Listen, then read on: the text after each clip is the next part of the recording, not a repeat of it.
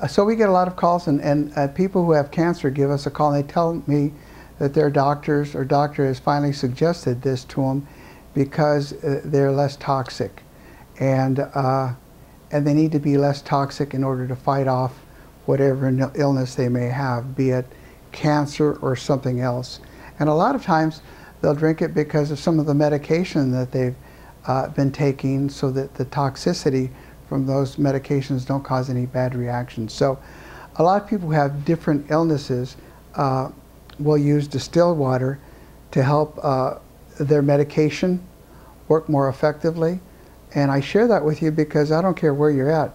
You can be anywhere, and if your water is impure, if your water has all these problems with it, you can have the best medicine in the world. And let's use a third world country.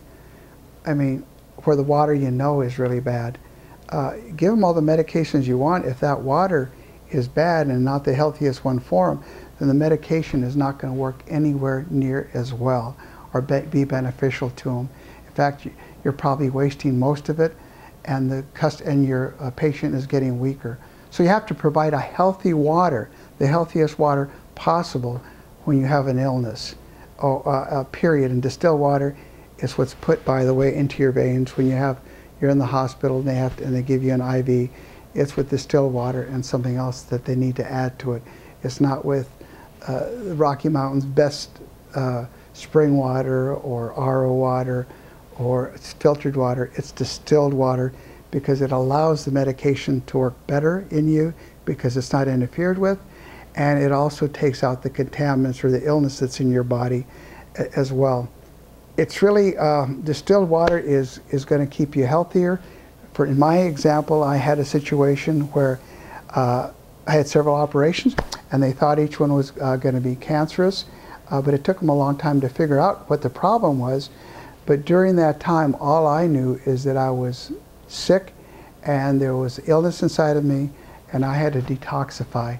So I drank 1.5 gallons of water per day over the course of a year.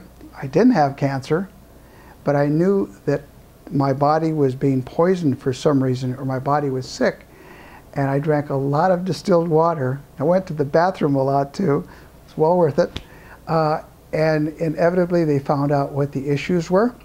And thank God those issues are behind. But my point to you is, it was distilled water that kept me out of the emergency room while they figured out what the problem was. So consider, if not drink distilled water. Thank you.